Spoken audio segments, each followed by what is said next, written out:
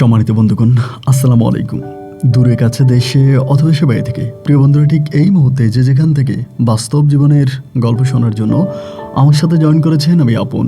আর যে আপন জীবনের গল্পের 1355তম পর্বে আপনাকে প্রতিদিনের মতো স্বাগতম জানাচ্ছি। প্রিয় বন্ধুরা, আজ আমি আপনাকে শোনাবো রংপুরের ভাই মোহাম্মদ ইয়াসিন হোসেনের জীবনের কলিজা কাঁপানো এক করুণ তাজ্জব বাস্তব জীবন কাহিনী। বন্ধুরা, আজকের গল্পের টাইটেল ওমানে শাশুড়ির সঙ্গে 5 বছর সংসার করে।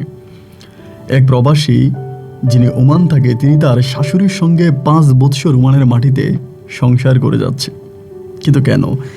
এই গল্পটা এক নিম্ন মধ্যবিত্ত পরিবারের ছেলে রংপুর, যার বাড়ি, যার নাম ইয়াসিন, একজন প্রবাসী, তার জীবনের তাজ্জব হয়ে যাওয়ার মতো এক হৃদয় বিদারক পরিস্থিতির শিকার হওয়া এক তরুণের বাস্তব জীবনের গল্প। বন্ধুরা, এই গল্পটা লাস্ট পর্যন্ত আপনারা শুনবেন এবং গল্প শেষে আমাদের রংপুরের ভাই প্রবাসী ইয়াসিনকে একটা পরামর্শ দিবেন, কারণ তিনি শুধু গল্পই লিখেন, আমার কাছে একটা পরামর্শও চেয়েছে। এই মুহূর্তে তিনি বড় বিপদে আছে, কোন পথে যাবে ঠিক সে বুঝতে পারছে না, যার জন্য ইনিয়ে বিনিয়ে তার জীবনে ঘটে যাওয়া করুণ ঘটনাগুলো আমার সাথে শেয়ার করেছে। এগুলো আমি আপনাদেরকে শোনাবো এবং গল্প শেষে অবশ্যই আপনি ইয়াসিনকে কমেন্টের মাধ্যমে একটা সঠিক পথ দেখিয়ে দেবেন। ধন্যবাদ সবাইকে। সুপ্রিয় বন্ধুগণ, আসসালামু আলাইকুম। আমার নাম মোহাম্মদ ইয়াসিন হোসেন, আমার বাড়ি রংপুর। প্রিয় বন্ধুরা, আমি আমার জীবনের গল্পটা শুরু করার শুরুতে আপনাদেরকে আমার পরিবারের সম্বন্ধে জানিয়ে রাখি। আমার পরিবারে আমি আছি, আমার বাবা আছে, মা আছে, রয়েছে আমার ছোট 2টা ভাই সহ কাকা, ফুফি আর দাদা দাদি। রংপুর শহরের অদূরের কোনো এক অজপাড়া গায়ে আমাদের পরিবারটা ছিল এক নিম্নবিত্ত পরিবার। আমার বাবা পেশায় একজন রিক্সা চালক। আমি খুব ছোটবেলা থেকে দেখে আসছি, দরিদ্র ওই পরিবারে আমার বাবা একাই শুধু রিক্সা চালিয়ে উপার্জন করতেন। বাবার ওই উপার্জিত টাকায় আমাদের পরিবারের মাঝে প্রচণ্ড রকমের অভাব অনটন থাকতো। সবসময় অভাবের মাঝনে আমাদের দিনগুলো কাটতো। গ্রামের মানুষের, আশেপাশের মানুষের সাহায্য সহযোগিতায় আমার শৈশবের দিনগুলো আস্তে আস্তে করে বাড়তে থাকে। ছোটবেলা থেকে আমি পড়াশোনা করার তেমন কোনো সুযোগ পাইনি। বেশিরভাগ সময় যখন থেকে বুঝ হয় তখন থেকে মানুষের ঘানি টানতে শুরু করি। এরকম করতে করতে আমি মোটামুটি প্রায় অনেকটাই বড় হয়ে যাই এবং বড় হওয়ার পরে আমার বয়স যখন প্রায় 13 থেকে 14 বছর বয়স, সেই বয়স থেকে আমি আব্বার সাথে রিক্সা চালানোর কাজে নেমে যাই। 13-14 বছর বয়সে একটা ছেলে যখন স্কুলে যাবে, বিকেলবেলা স্কুল থেকে ফিরে এসে অন্য ছেলেমেয়েদের সাথে খেলাধুলা করবে, বাবার পছন্দের জামা কাপড় পরে তুইতুপ করে ঘুরে বেড়াবে, সেই সময়টাতেই আমি রিক্সা চালাতাম। ঠিকমতো রিক্সার ফেডেল আমি ধরতেও পারতাম না, আমার পায়ে যেত না। এই ছোট বয়সে আমি তখন রিক্সা চালাই। এরকম করে প্রায় 14 থেকে 15 বছর পর্যন্ত আমি রিক্সা চালাই। 15 থেকে 16 বছর বয়সে আমার ভিতরে একটা পরিবর্তন আসে। আমার কাছে কেন জানি মনে হয়, বাবা রিক্সা চালিয়েছে বলে কি আমাকেও রিক্সা চালাতে হবে? আমার বাবা পেশায় রিক্সা ড্রাইভার, আর রিক্সা চালিয়ে সবসময় আমি দেখেছি আমার বাবা আমাদের পরিবারে প্রচণ্ড রকমের অভাবই দিয়েছে। ছোটোবেলা থেকে 3 বেলা 3 মুঠো ভরপেট খাবারও খেতে পারি নাই। এক পর্যায়ে 16-17 বছর বয়স আমার মাথায় চলে আসলো যে আমি আর রিক্সা চালাবো না। রিক্সা না চালিয়ে আমি অন্য কিছু করার জন্য সেই সময়টাতে চিন্তা করতে থাকি। অন্য কিছু কি করব? এমন মাথায় হঠাৎ করে আমার মাথায় একটা আইডিয়া আসলো, আমি ব্যবসা করব। তখন ব্যবসার চিন্তা ভাবনাটা আমার মাথায় চলে আসে। আর ব্যবসার চিন্তা ভাবনা মাথায় আসার পরেই আমি তখন রিক্সা করে করে বিভিন্ন ধরনের হরেক মাল বিক্রি করতাম। মানে আমি হঠাৎ করে প্যাসেঞ্জারের ভাড়াটা মিলে হরেক মালের মালামাল কিনতাম। 10 টাকা, 15 টাকা, 20 টাকায় যে হরেক মালগুলো হয়, এরকম হরেক মাল, অনেক মালামাল কিনে আমি রিক্সা দিয়ে এগুলা হেঁটে হেঁটে বিক্রি করতাম। তো পুরো রিক্সা জুড়ে হরেক মাল থাকতো। দেখা যায় বিভিন্ন গ্রামগঞ্জে যাইতাম, ঝুনঝুনি বাজিয়ে বাচ্চাদেরকে ডাকতাম, বিভিন্ন বয়সী মানুষদেরকে ডাকতাম, এদের কাছে আমি আমার হরেক মাল বিক্রি করতাম। তো দেখা যায় অনেকেই কী করতো, মানে আমার তো রিক্সাটা অনেক বড় ছিল, মানে রিক্সার চারপাশে মাল সাজানো ছিল, আমাকে ফাঁকি দিয়ে এদিক থেকে ওই দিক থেকে বিভিন্ন দিক থেকে মানুষ তখন মালামাল নিয়ে যাইতো। তো মালামাল নিয়ে যেত, আমি দেখতাম না। দেখা যায় দিন শেষে আমার লাভের থেকে লসটাই বেশি হতো। আব্বা আমার সাথে বকাবাধ্য করতে শুরু করলো, তোরে বললাম রিক্সা চালানোর জন্য, তুই রিক্সা না চালিয়ে সেই রিক্সার মধ্যে তুই হরেক মাল উঠাইলি। খুবভাবে আমার সাথে বকাবাধ্য, ঝগড়াঝাটি, ঝামেলা শুরুই করে দিল। আব্বারে কোনোভাবে বুঝাইতে পারলাম না যে আমার রিক্সা চালাতে ভালো লাগে না, আমার রিক্সাতে প্যাসেঞ্জার নিয়ে রিক্সা চালাতে ভালো লাগে না। এইটা আমি আমার আব্বাকে বুঝাইতে পারলামই না। একটা পর্যায়ে আব্বা যখন খুব খেপে গেল, আমি বাড়ি থেকে বেরিয়ে গেছি। বাড়ি থেকে বেরিয়ে আমাদের বাড়ি থেকে বেশ দূরে আমার খালাম্মার বাড়িতে চলে গেছি। এটা রংপুর কুড়িগ্রাম থেকে অনেকটা দূরে, একেবারে প্রত্যন্ত এলাকায়, ওখানে চলে গেলাম। তো আমি ওইখানে যাওয়ার পরে রংপুর থেকে হরেক মাল নেই এবং বিভিন্ন ধরনের হরেক মাল নিয়ে বেন গাড়ি, তখন আর রিক্সা নিতাম না, বেন গাড়ি করে একটা বেন গাড়ি ভাড়া করি। ওই ভাড়া বেন গাড়ি দিয়ে আমি তখন বিভিন্ন এলাকায় গিয়ে হরেক মাল বিক্রি করি।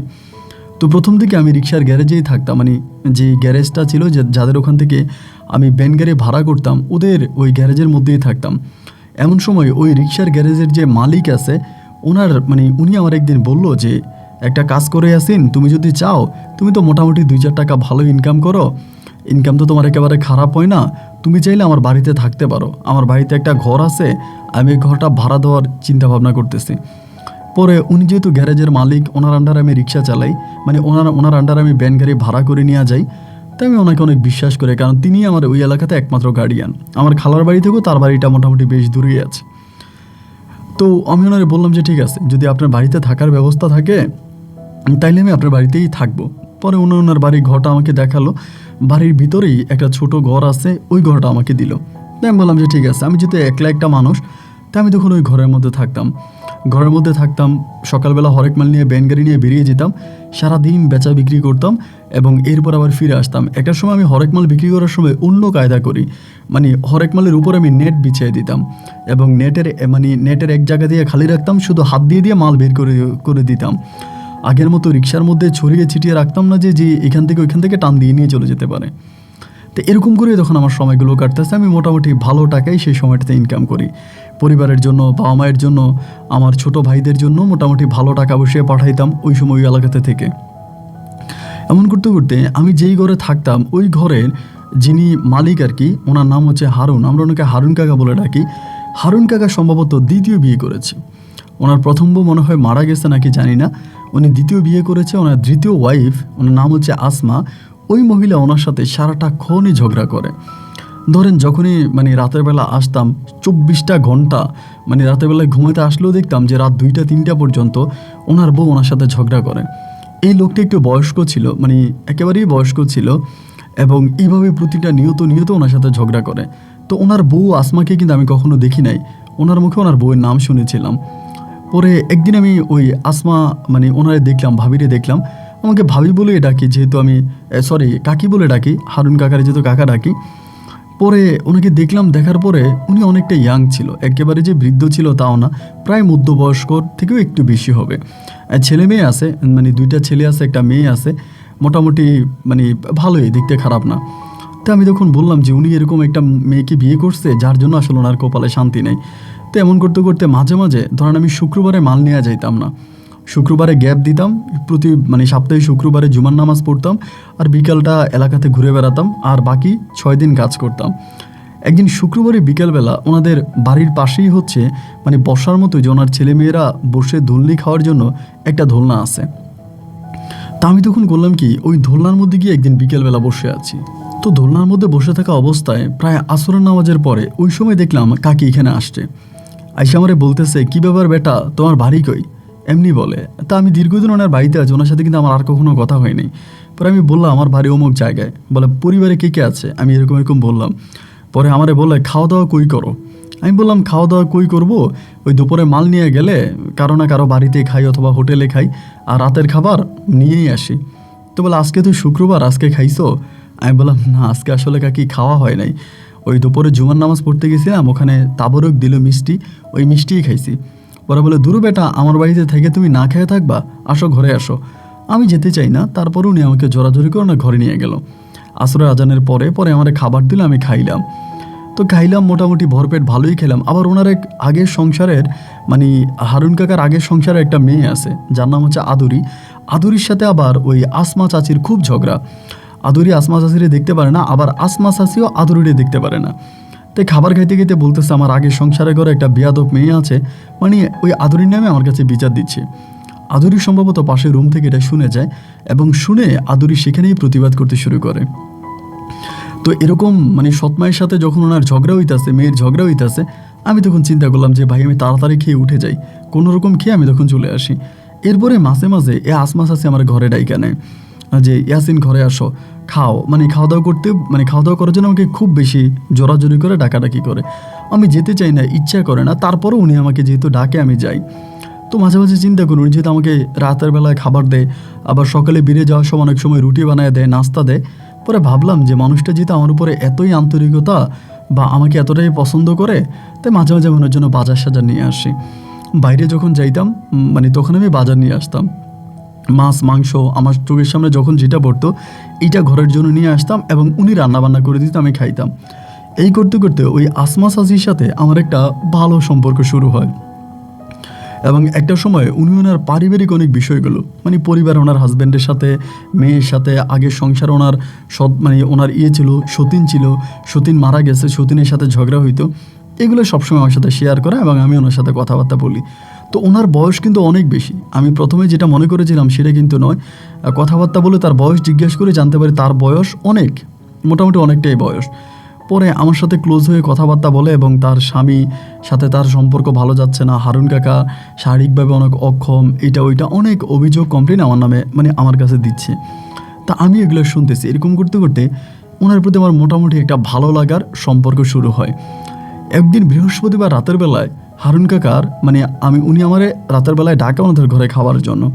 পরে আমি খাচ্ছি, হারুন কাকাও খাইতেছে। আবার ওই সময় আমি কিন্তু ওনাদের বাজার করতাম, মানে এরকম হইতো যে ওনাদের প্রতি মাসের বাজারটা আমিই করতাম, মানে প্রচুর টাকা ওনাদের পিছনে খরচ করতাম এবং এইটাকে আমি অ্যাকচুয়ালি আমার নিজের পরিবার মনে করতাম। এরা আমার বাবা মা বা আমার পরিবার এমন করে আমি দেখতাম। তো রাতের বেলায় চাচি আমারে বলতেছে যে কালকে ইয়াসিন তোমার তো কালকে ছুটি, কালকে কি মাল নিয়ে যাবা? আমি বললাম যে না, কালকে আমি মাল নিয়ে যাব না। তো বলে কালকে আমাদের সাথে চলো। তাই আমি বললাম যে মানে কোথায় যাব? বলে কালকে আমার ভাইয়ের বেটির বিয়ে, আর তাই তোমাকে সাথে নিয়ে যাব। আমি বললাম আপনার ভাইয়ের বেটির বিয়ে, তা আমি গিয়ে কী করব? আমি তো এখানেই থাকি। বলে না, তুমি চলো আমাদের সাথে, গেলে তোমার ভাল লাগবে। সারাক্ষণ ঘরের মধ্যে একা একা বসে থাকবা, তোমার কি ভাল লাগবে? আমাদের সাথে চলো, গেলে তোমার ভাল লাগবে। ইতিমধ্যে হারুন কাকা তখন বলে বসলো যে আসেন চলো, এইভাবে থাকার চেয়েও গিয়ে একটু ঘুরে টুরে আসলে তোমার ভাল লাগবে। তো এই কাকাও যখন বললো, কাকিও যখন বলে, পরে আমি সিদ্ধান্ত নিলাম যে যাবো। তো উনি যে গেল, ওনার সৎ মেয়েরও কিন্তু উনি নেয় নাই, মানে আদরেরই কিন্তু নেয় নাই। ওনার যে বাকি ছেলে মেয়েগুলো আছে সবারই নিয়ে গেছে, ওই একটা ঘরের ভিতরে আদরেরই রেখে গেছে। তা আমি তো গেলাম, যাওয়ার পরে সন্ধ্যা হয়ে গেছে। সন্ধ্যা হয়ে যাওয়ার পর আমি হারুন কাকারে বললাম, কাকা আমি তো কালকে মাল নিয়ে বেরোবো, আর আপনি কি যাবেন? বিয়ে শেষ হয়ে গেছে ওই সময়।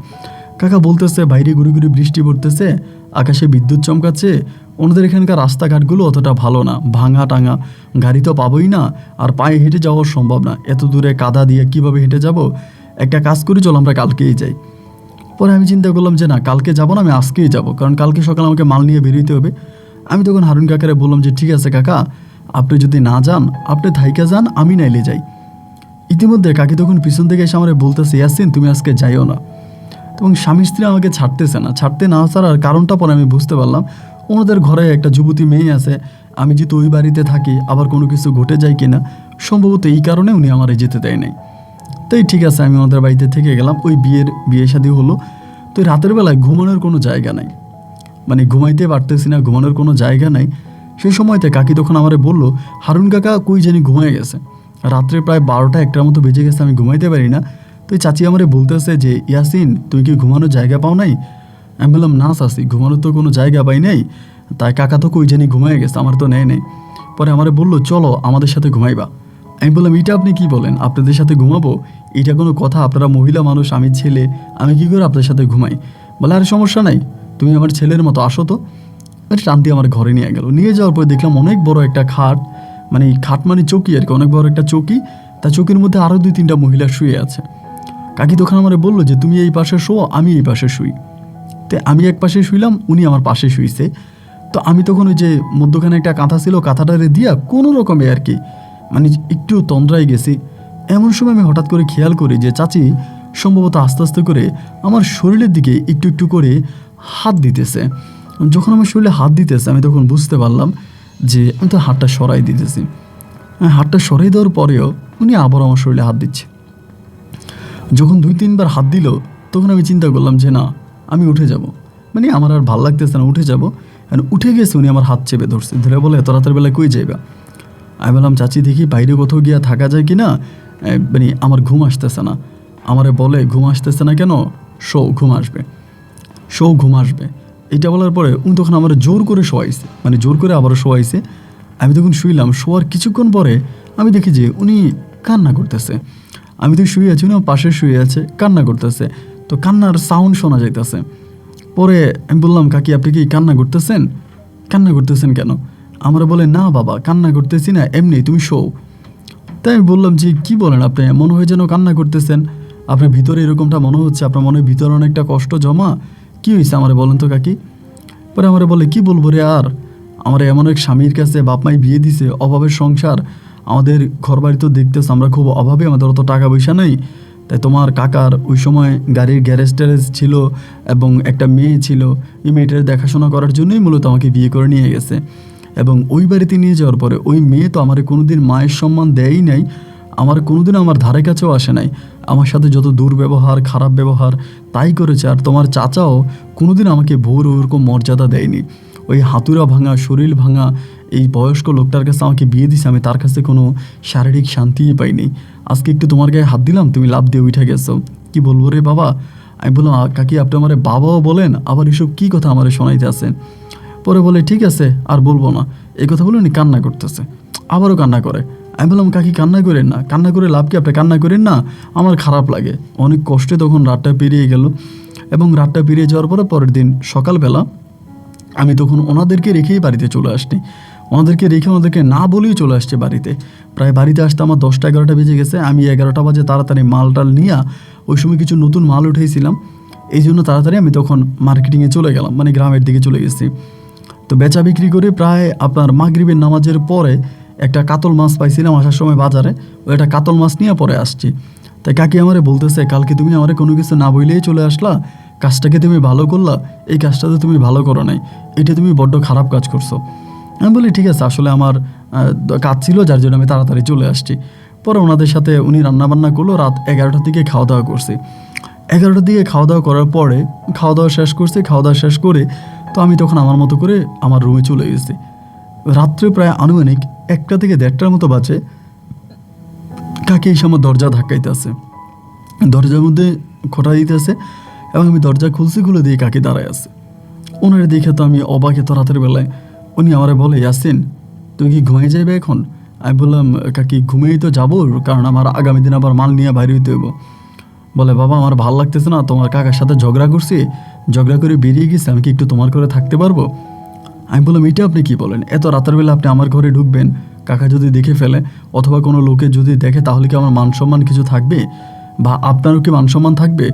উনি আমার বলে, আরে ভাই এই ঘরের মধ্যে কেউ থাকে না, আমার বাড়ির ভিতর আমি একাই বসবাস করি, তুমি তো জানো বাইরের কোনো লোক ঢুকবে না, তাই আমি একটু ঢুকি তো। এটা বলে উনি জোর করে ঢুকে গেল। এবং জোর করে ঢুকে যাওয়ার পরে উনি একদম এসে আমার খাটের উপর শুয়ে গেছে। খাটের উপর শুয়ে গেছে, লম্বা লম্বা হয়ে শুয়ে গেছে। এখন আমি কী করবো, আমি বসে আছি। আমার বলে, ইয়াসিন তুমি শো, কিচ্ছু হবে না, তুমি শো, মানে আমাকে শোয়ানোর জন্য উনি অনেক অনুরোধ করতেছে। তো আমি তখন বলতেছিলাম যে, কাকি আপনি শুয়ে আছেন, আমি আপনার পাশে কেমনি শুই, এটা কেমন দেখে, আচ্ছা ঠিক আছে আপনি ঘুমান, আমি বাইরে গিয়ে বসে থাকি।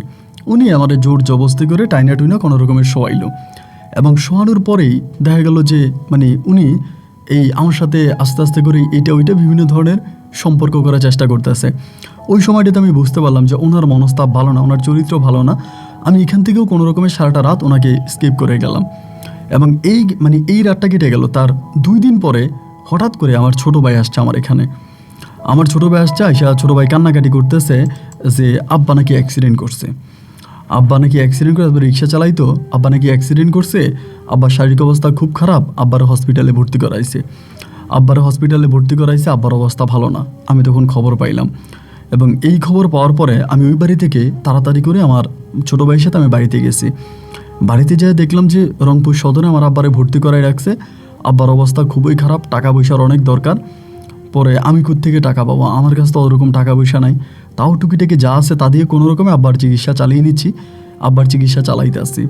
এর মধ্যে আব্বার কয়েকটা লোন ছিল, কিস্তি ছিল, এগুলো আমার আব্বা তখন দিতে পারতেছে না, আব্বা তো হসপিটালে পড়ে আছে। তো আব্বার লোনগুলো দেওয়া যাচ্ছে না, বাড়িতে লোনের লোকজন আসতেছে, খুব একটা ঝামেলার মধ্যে পড়ে গেলাম। 3 দিন পর্যন্ত বাড়িতে থাকলাম। 3 দিন পরে আমি আবার বাড়ি থেকে ফিরে আসছি, ওই চাচির ওখানে। আসার পরে চাচি আমারে বলে, কি হয়েছে ইয়াসিন, তোমার এরকম মন খারাপ কেন? আমি বললাম চাচি আমি তো বড্ড বিপদে আছি, কি করবো তা তো বুঝতেছি না। আমি আপনাদের এখানে আছি, আমার আব্বা অনেক অসুস্থ, আব্বা অ্যাক্সিডেন্ট করছে, আব্বার হসপিটালে ভর্তি করাইছি। আর আমাদের হচ্ছে কি আপনার বাড়ির মধ্যেও আবার কয়েকটা লোন করা আছে, ওগুলোর জন্য কিস্তির লোকেরা আসে, কিছু টাকার দরকার, আমি তো টাকা পাই না।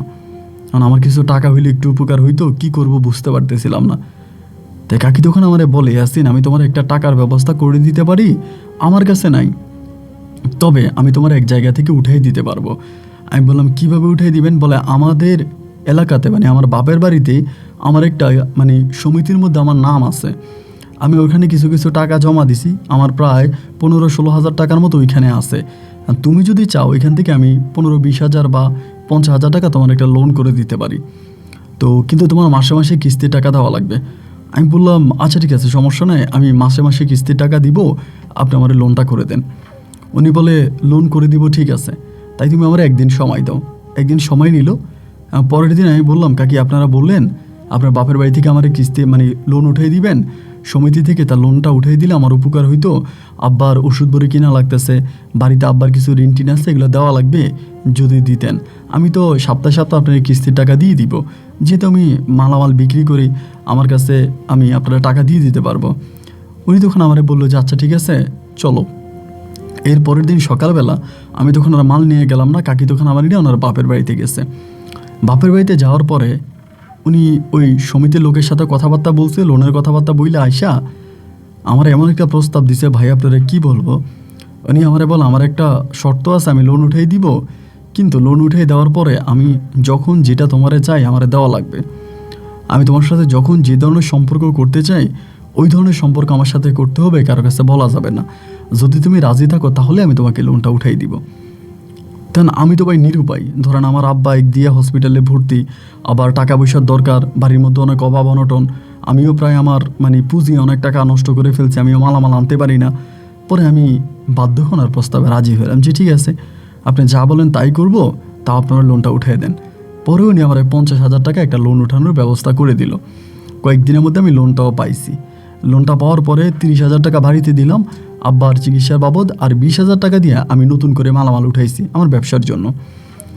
তো এই যে লোনটা উঠাইলাম, লোনটা উঠানোর পরে যেটা হইলো যে ভাই আমি একটা রাতও ঘুমাইতে পারি না। ধরেন রাত্র 11টা, 12:30, 11টা, 11:30, 12টা বাজেই উনি তখন আমার ঘরে চলে আসে।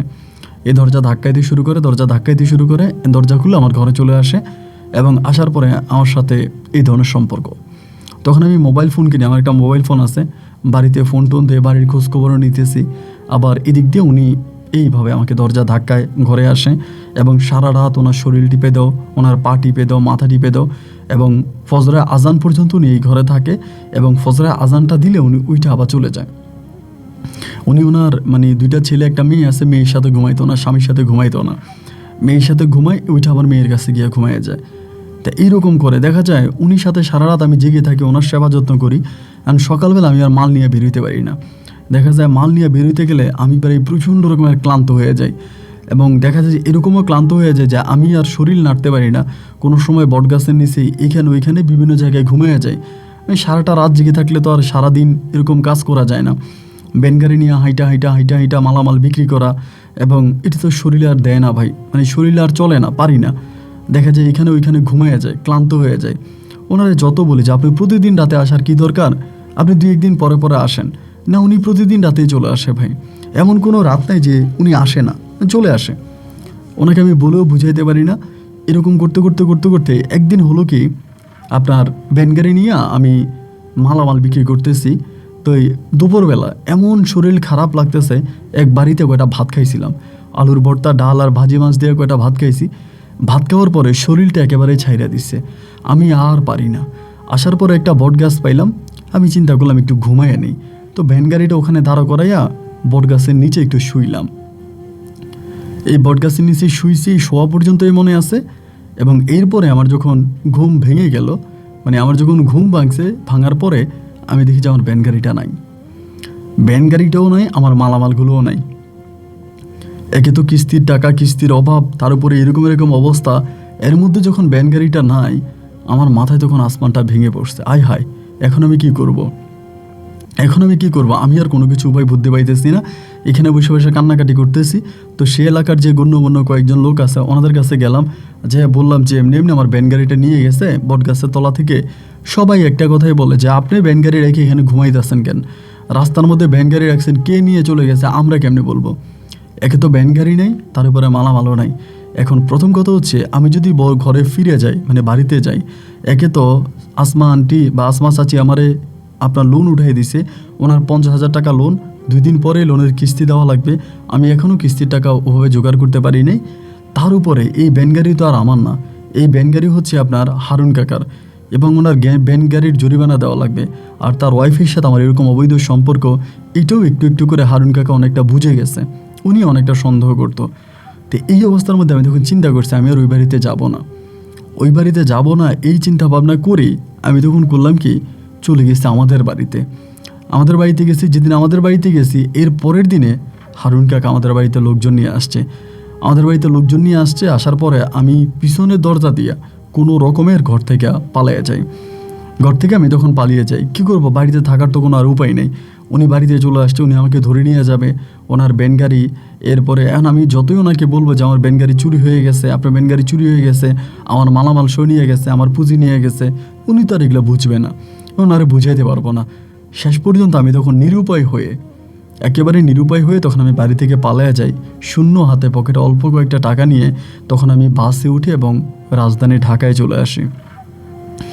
ঢাকায় আসার পরে আপাতত আমাদের এলাকার এক মেয়ে আছে, ও এক বাসায় কাজ করে, ওই মেয়ের সাথে ফোনে কথাবার্তা বলেই আসি। পরে ওই মেয়ের মাধ্যমে তার এক বান্ধবীর সাথে কথাবার্তা বইলা একটা গার্মেন্টসে চাকরি নেই। একটা গার্মেন্টসে চাকরি নেই, কারণ তখন তো আর আমার কিছুই নাই, কোনো পুঁজিও নাই, টাকাও নাই। গার্মেন্টসে চাকরি নেই, তা গার্মেন্টসে চাকরি করি। তাই গার্মেন্টসে চাকরি করি 2 দিনের মাথায়, গার্মেন্টসে চাকরি করতে 2 থেকে 3 দিনের মাথায় বারবার আমার আসমানটি ফোন দিতে আছে, মানে আমার ফোন দিতে আছে হারুন কাকার বই, ওই যে লোনের টাকা নেই, ওনার কাছ থেকে কিস্তি আনছি, কিস্তির টাকা দেওয়া লাগবে, বারবার ফোন দেয়, ইয়াসিন ইয়াসিন। আমি তখন ওনারে ফোন রিসিভ করে বলি, দেখেন আমি আপনার টাকা কোত্থেকে দিব, আমার এই সমস্যা, আমি এইভাবে বিপদে পড়ছি, আমি এইভাবে বিপদে পড়ছি, আমার তো বাঁচার কোনো উপায় নেই, বাঁচার কোনো লক্ষণ নাই, আমি এমনি এমনি ঝামেলায় পড়ে গেছি, এমনি এমনি ঝামেলায় পড়ে গেছি। যদি উনি বলে যে না এটা কোনো কথা, যদি লোনের টাকা দিতে না পারি তাহলে আমার স্বামীও তো আমার ঘর থেকে বের করে দিব, আমার স্বামী আমার ঘর থেকে বের করে দেবে, তুমি লোনের টাকা পাঠাও। তা আমি ভাই গার্মেন্টসের যে টাকা বেতন পাই ওইটা দিয়ে নিজেই খেয়ে পরে বাঁচতে পারি না, মানে নিজে খেয়ে পরে বাঁচার মতো অবস্থা নাই। তা আমি ওনারে লোনের টাকা কোত্থেকে দিব? আমি বলি আমার কাছে লোনের টাকা নাই, না ওনার টাকা দেওয়াই লাগবে। এই টাকার জন্য ফোন দেয়, আমি ফোন রিসিভ করি না। এইভাবে 15-20 দিনের মতো কেটে গেছে। এই লোনের ঝামেলায় পড়ে ওই লোনের কিস্তিওয়ালা লোক ওনার বাপের বাড়িতে, মানে ওনার স্বামীর বাড়িতে চলে আসে কিস্তির জন্য, যে আপনি লোন নিছেন কিস্তি দেন। এমনভাবে ওনার হাজব্যান্ডের দোকানে, মানে হারুন কাকার গ্যারেজে গিয়া ঝামেলা করে। এইভাবে একদিন উনি আমার ফোন দিয়া বলতেছে যে ইয়াসিন আমারে আপাতত ঢাকাতে একটা কাজের ব্যবস্থা করে দাও, আমি ঢাকায় চলে আসি, আমার একটা কাজের ব্যবস্থা করে দাও, ঢাকায় চলে আসি। তো আমি যদি একটা ঝামেলায় পড়ে যাই বা কিছু একটা হয়ে যায়, আমি ঢাকায় চলে আসবো। উনি এই কথা বলতেছে। তো এই কথা বলতেছে, আমি বললাম যে ঠিক আছে সমস্যা না, আমি আপনার একটা কাজের ব্যবস্থা করে দিব, আপনার আমি ঢাকায় নিয়ে আসবো। এই বলে ওনার সাথে কথাবার্তা হলো। রাতের বেলায় ঘুমাইছি। এখন রাতে ঘুমানোর পরে আমি স্বপ্নে দেখলাম কি, উনি পুলিশ নিয়ে আইসা আমার এখানে ধরে নিয়ে যাইতেছে, মানে অনেকগুলো পুলিশ নিয়ে আসছে, আইসা আমারে ধরছে, ধরে আমারে ভাইনটা নিয়ে যাইতেছে। আমি কান্নাকাটি করতেছি, চিৎকার করতেছি। এইরকম একটা আমি স্বপ্ন দেখলাম ভোর রাতে। স্বপ্নটা দেখার পর আমার ভিতরে ভয় ঢুকে গেল যে আমি যে আসমানটিরে এখানে আসতে বলছি বা আমার এখানে এই জায়গায় আসতে বলছি, উনি যদি আমার এখান থেকে ধরে নিয়ে চলে যায়, উনি তো আমার কাছে কিস্তির টাকা পাবে, আমি ওনার কাছ থেকে লোন উঠাইছি, লোনের টাকা উনি পাওয়া আছে, যদি আমার ধরে নিয়ে চলে যায়, একটা ভয় তখন মনের ভিতরে ঢুকে যায়। ভয় ঢুকার পরে ওনার পরের দিনে আপনার 7টা থেকে 7:30 বাজে ওনার বড় মেয়ে আমারে ফোন দেয়, আদরির নাম্বারটা আমার কাছে ছিল, আমার আদরির নাম্বার সেভ করে, কিন্তু ওর সাথে ওরকম মোবাইলে কখনো কথা হইতো না। আদুরি আমারে ফোন দিয়া বলতেছে যে আমারে ইয়াসিন ভাই বলে, ইয়াসিন ভাই আপনি তো আমাদের বাড়িতে দীর্ঘদিন ধরে ছিলেন, আপনি আমাদের পরিবারের একটা মানুষের মতো, আচ্ছা আমি আপনার একটা সত্যি কথা জিজ্ঞেস করব, আপনি আমার একটা সঠিক জবাব দেবেন, সত্যি করে বলবেন। আমি বললাম ঠিক আছে বলো, কি বলবা? এ আমারে ডাইরেক্ট জিজ্ঞেস করে, আচ্ছা আমার মায়ের সাথে আপনার কি কোনো অবৈধ সম্পর্ক ছিল? এইভাবেই একে তো ভাই ওনার মায়ের লোনের টাকা আমার কাছে পাবে, আমি সেই ঝামেলার ভিতরে আছি, এর উপরে উনি যখন এটা বলছে, আমি তো ভাই অবাক। আমি বললাম এটা তুমি কি বলতেছো? পরে বলতেছে আপনি আমার সত্যি করে বলেন, আমার আম্মার সাথে কি আপনার কোনো অবৈধ সম্পর্ক ছিল? আমি বলি না, তোমার আম্মার সাথে আমার কোনো অবৈধ সম্পর্ক ছিল না। বলে দেখছেন আমার মা কত খারাপের খারাপ, আমার এই সৎমা আমার নিজের আপন মাটারে মাইরে ফেলছে জাদুটনা করে। এখন আমার এই সৎমা হাইটাইটা বলতেছে আপনার সাথে নাকি ওনার অবৈধ সম্পর্ক ছিল এবং আপনি নাকি ওনারে বিয়ে করবেন, এই জন্য উনি আপনার কাছে চলে যাবে, এই জন্য উনি আপনার কাছে চলে যাবে, আমার আব্বার সংসার করবেন, আমার আব্বার সাথে থাকবে না, এগুলো আমার আব্বারে বলে। আর আপনি কই আছেন, আমার সৎমা কিন্তু আপনার কাছে যাবে, আপনার নাকি লোন উঠিয়ে দিছে আপনার কাছ থেকে লোনের টাকা আনার জন্য। আমি বললাম আমার কাছ থেকে লোনের টাকা নিবে? বলে হ্যাঁ, লোনের টাকা নেওয়ার জন্য নাকি উনি ঢাকায় যাবে, এরকম বলতেছে। পরে আমি বললাম যে দেখো তোমার মামার নামে এরকম একটা মিথ্যে কথা উঠাই দিল, এখন আমি ওনার কাছ থেকে লোন উঠাইছি, এটাও মিথ্যা কথা, আমি লোন উঠাই নাই। পরে বলে আপনি লোন নেন না? আমি বললাম না, আমি লোনও নেই। পরে বলতেছে উনি কিন্তু আপনি ধরার জন্য ঢাকায় যাইতেছে। পরে আমি বললাম আদুরি তুমি আমার একটু সাহায্য করো, তোমার মা কি করে ওখানে আমাকে একটু খবর দিও। এই আদুরি লাইনটা কাটা কিছুক্ষণ পরে আসমানটি আমার ফোন দিল, ফোন দিয়ে বলে ইয়াসিন আর ঠিকানা তো দিলে না, ঠিকানাটা বলো, আমি একজনকে দিয়ে লেখাবো কাগজে, কারণ যদি কোনোভাবে তোমার মোবাইল টোবাইল বন্ধ থাকে। আমি তখন বললাম যে আপনি আইসেন না, আমি গ্রামে চলে যাব, আমি এখানে থাকবো না। উনি আমার বলে কি বলো তুমি এখানে থাকবা না, তুমি না আমার আসতে বলছো? আমি বললাম হ্যাঁ আমি আপনার আসতে বলছি, ঠিক আছে, কিন্তু এখন আমি এখানে থাকবো না, আমি এখান থেকে চলে যাব, আপনি শুধু শুধু আইসেন না। এখন উনি আমার বলে তা তুমি কি আমারে লোনের টাকা দিবে না, যে লোন উঠাইছো লোন দিবে না? আমি বললাম দিব, আমার সময় হলে দিব। এটা বলে আমি ফোনটা কেটে মোবাইল ফোনটা বন্ধ করে দিই। মোবাইল ফোনটা বন্ধ করে দিয়ে সিমটাকে ফালাই দিই, সিমটা ফালাই নতুন একটা সিম কার্ড কিনে ওই সিমটা ঢুকাই। এখন চিন্তা করতেছি তারা কি পরিকল্পনা করে, যেহেতু আমি লোন নিছি, আমার সিগনেচার আছে, আমার মানে অনেক ইয়েটি আছে, এখন উনি যা সাক্ষী ছিল বা ওনার মাধ্যমে আমি লোনটা নেই, এখন যদি আমার পরিবারে কোনো একটা ঝামেলা করে বা কি করে, এই জন্য নতুন নাম্বার দিয়ে আমি ওরা আদুরিরে কল দিছি। কয়েকদিন পরে আদুরিরে কল দিয়ে বললাম আদুরি তোমার আম্মা কি পরিস্থিতি করে বা কি করে আমাকে একটু জানাও। আদুরি তখন আমাকে অনেক সাহায্য করে, আমাকে বলে আমার সৎমা এরকম করতেছে, আপনার নামে আপনার এলাকার লোকদের কাছে যাইতেছে, আপনার এলাকার লোকজনকে ধরতেছে, আপনাদের এলাকার সর্দার মাতবরের কাছে যাইতে আছে।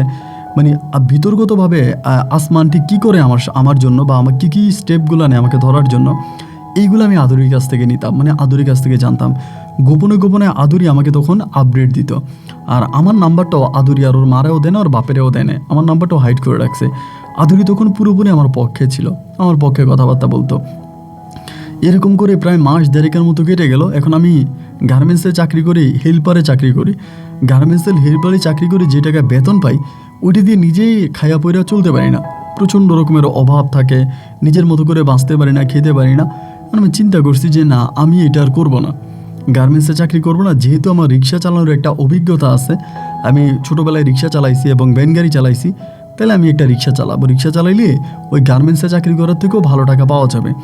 মোটামুটি সারাদিন রিক্সা চালাইলে 200-300 টাকা এমনি তেমনি পাওয়া যাবে, 10-12 হাজার টাকা মাসে ইনকাম হবে।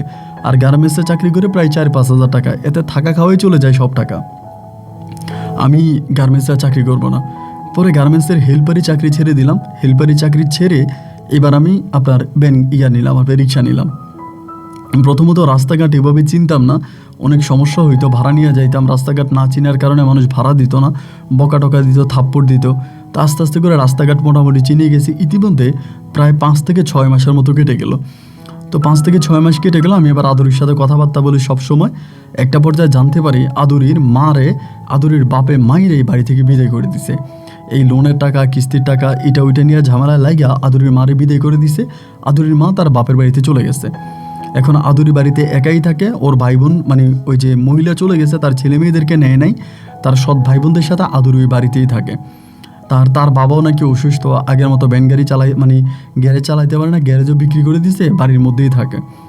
তো এবার আদুরি একদিন আমারে বলতেছে ইয়াসিন ভাই একটা কাজ করবেন, আমারে কি ঢাকায় একটা কাজের ব্যবস্থা করে দিবেন? আমার পরিবারে খুব অভাব, আব্বা গ্যারেজ বিক্রি করে দিছে, ঠিকমতো বাজার সাজার খাইতে পারি না, চলতে পারি না, খুব অভাবে আছি, যদি ঢাকায় আপনি আমার একটা কাজের ব্যবস্থা করে দেন। তো এরই মাঝে কিন্তু আদুরি আমাকে অনেক সাহায্য সহযোগিতা করছে, ওর মায়ের হাত থেকে আমাকে বিভিন্নভাবে বাঁচাইছে। ওর মা কী স্টেপ নিত আমাকে ধরার জন্য, এগুলো আদুরি আমাকে বলে দিত। আদুরি আমাকে অনেক সাহায্য করে, যার জন্য একটা পর্যায়ে আমি আদুরিকে বললাম যে ঠিক আছে, তুমি যদি ঢাকায় আসতে চাও আমি তোমার একটা কাজের ব্যবস্থা করে দিব, তুমি চলে আসো। পরে আমি যেহেতু গার্মেন্টসে চাকরি করছি, গার্মেন্টস লাইনে আমার একটা পরিচিত আছে, আদুরিটা আমি যখন বললাম আদুরি তখন ঢাকায় চলে আসছে। আমি যেভাবে বলছি ওভাবেই ঢাকায় চলে আসে। আমি তখন রিক্সা চালাই, ঢাকা আসার পর আমি আমার বাসায় ওরে রাখছি। কিন্তু আদুরির প্রতি কোনোদিন আমার খারাপ কোনো চিন্তা ভাবনা আমার আসে নাই, কখনোই আসে নাই। আমি যে বাসায় থাকতাম ওই বাসায় আদুরি রাখি এবং সবার কাছে আমি আমার খালাতো বোনের পরিচয় দিই। আমার খালাতো বোন গ্রাম থেকে আসছে, পরে আমি যে গার্মেন্টসে চাকরি করতাম ওই গার্মেন্টসে পরিচিত থাকার সুবাদে আমি ওই গার্মেন্টসে আদুরিরে তখন চাকরি দিই। তাই আদুরি যে টাকা বেতন পায় ওই টাকা দিয়ে আসলে ও নিজেই চলতে পারবে না, আবার ঘর ভাড়া দিবি কোত্থেকে, আবার খাওয়া দাওয়া করাটা অনেক কঠিন, হেল্পারের বেতন অনেক কম। পরে আমি আদুরিরে বললাম যে তুমি আমার বাসায় থাকো, রান্না বান্না করে দিও, যেহেতু রুম দুইটা আছে, ওই মানে দুইটা রুম বলতে একটা কিচেন আর একটা আর কি থাকার ঘর। তাই আমি বললাম যে প্রয়োজনে তুমি কিচেনে থাকো বা আমি কিচেনে থাকবো, তুমি ঘরে থাকো। এরকম করে ওই কিচেনের ভিতরে রান্নাঘরের ভিতরে বিছনা করে ও রান্নাঘরের ভিতরে থাকতো, আর আমি হচ্ছে আমার রুমের মধ্যে থাকতাম। ওই গার্মেন্টসে যাইতো, রান্না বান্না করে দিত, আমার কাপড় চোপড় ধুয়ে দিত। অন্তত আমাকে সাহায্য করার মতো একটা মানুষ আমি পাইছি, আমাকে সাহায্য সহযোগিতা করে, রান্নাবান্না করে দেয়, আমার খাওয়ার দাওয়ার ব্যবস্থা করে, সব কিছু করে দেয়। পরে আমি ওর সাথে মানে ভালোভাবেই আসি। এরকম করে প্রায় 4 থেকে 5 মাসের মতো আসি। আসার পরে আমি এবারে তো বাড়িতেও যাই, বাড়িতে যাই আমার আব্বা আম্মারে দেখে আসি, মারে দেখি, বাবারে দেখি। ছোটো ভাইরা তখন বিভিন্ন টুকিটাকি কাজ টাজ করে, ওদেরকেও দেখে আসতাম, ওদের সাথেও কথাবার্তা বলতাম। সব কিছু মোটামুটি আলহামদুলিল্লাহ ভালোভাবেই চলতেছে। এরকম করতে করতে এইবার বাড়ি থেকে আসার কিছুদিন পরে আমার মা বলতেছে আসবে, আমার কাছে আসবে। মার শখ হয়েছে কয়েকদিন আমার সাথে থাকবে। তো আদুরি তো এখানে থাকে, পরে আমি মারে নিয়ে আসছি, এইখানে ঢাকায় নিয়ে আসছি। এটা কয়েকদিন মা আমার সাথে থাকবে আর কি আমার বাসায়।